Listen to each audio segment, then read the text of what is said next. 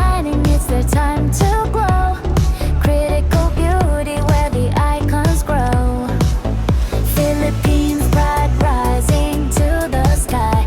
Glitz and glam, they're flying high. Every crown tells a story so divine. Critical beauty, it's their time to shine. Critical beauty, feel the beat tonight. Pageant dreams sparkling in the light. Yes, of course. Before I went here in the airport today, I had a call with Jansen and he's been telling me na I just have to keep my own pace, kalmahan ko lang, and don't forget to enjoy the whole journey because at the end of the day, we are prepared already. Enough na yung na-prepare namin and the rest is for us to enjoy na lang. I mean, this is a year in the making, so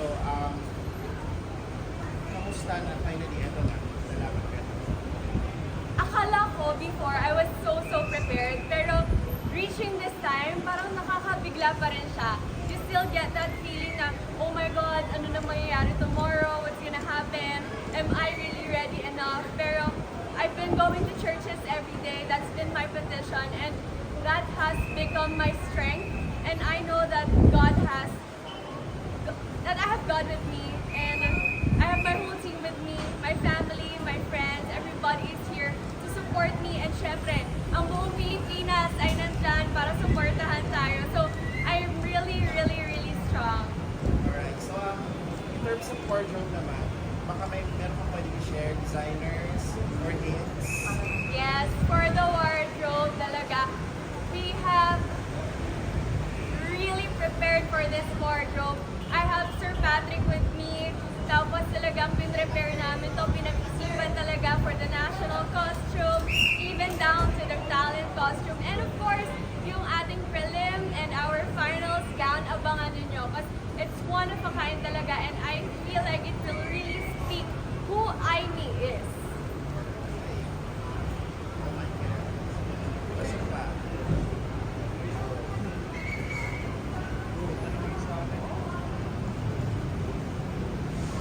Grabe, kanina pa ba kayo?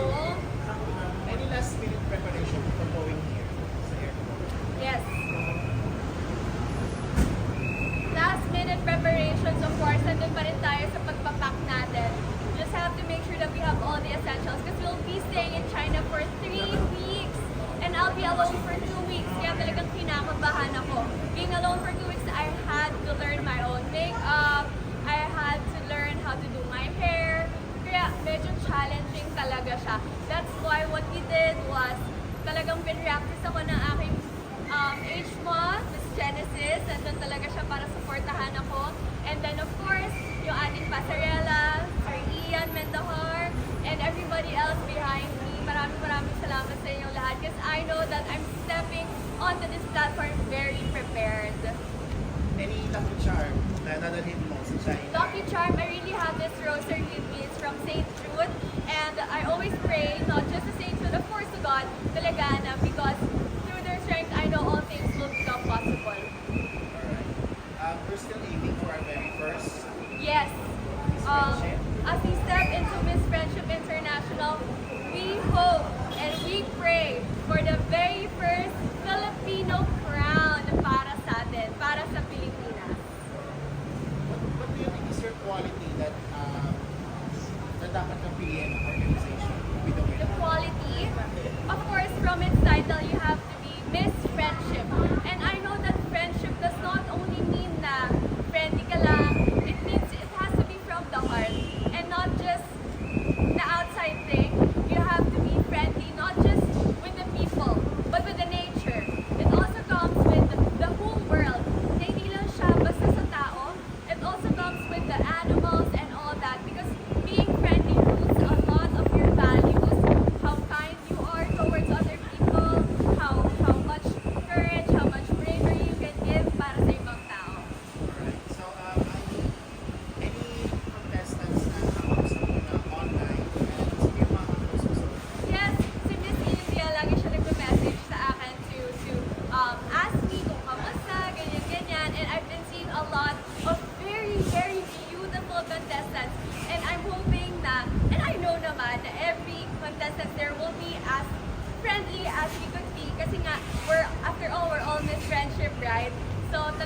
excited ako to meet all of them and learn the beauty of other countries through these wonderful women. Alright. So aside from the competition, are there any specific na bagay na gusto mong i-try sa China? Oh, of course, their food. You know what? Mahilig ako sa spicy food, pero grabe, not too spicy. So I'm really excited to know how spicy my spice tolerance could get. Kasi I know from Sichuan, that's where the hottest daw na food na meron. So gusto ko malaman, how spicy would it be? Is it as spicy as Emma? Ganon. So, can you walk us through with the segments ng competition and alin doon yung mas pinaka-excited ka? Alright, so in the competition, we'll be going through 4 regions, starting off with Shanghai. We'll go to Sichuan province, we'll go to Shandong, and also at the end of it, we'll go to Guiyang. So sa lahat ng 4 regions na yan, we will be having a lot of welcome parties, a lot of engagements with the government, with the people. We'll have tours all over. So talagang nakaka-excite all the tours, and I really, really want to see panda because Chengdu is the panda center. Chengdu means panda, and that is really my goal, to find a panda. And pag nakakita ako, talagang ipopost ko and I'll share it to you guys. Alright, so you will be staying in China for 3 weeks. 3 weeks. Do you think physically ready ka? I am physically ready. You know, one thing is that I always wear my heels every single day. Everybody has been asking me, bakit naka-heels ka na naman? You have to be more comfortable. Wear flats. Sabi ko, no, I really have to learn how to wear heels all day, every day. Kasi yan ang magpapatrain sa akin and my legs to strengthen, you know, my legs talaga. Kasi ito ang puhunan natin. So, ayun. Kaya maraming salamat kay Sir Jojo Vergais for sponsoring us with a lot of footwear. Alright. For my final question, any advice na binigay ng parents mo? Of course, my mom kasi is not here right now. She's currently out of the country for work. Pero she's been calling me every day and she's been telling me, anak, you have to relax. You just have to enjoy. You have to be kind. Always be kind and the rest will follow. As long as your heart is kind, your heart is pure, lahat yan, it will be easy for you to manage. Alright. So, last question. Why should you be the very first Miss Friendship International title holder from the Philippines?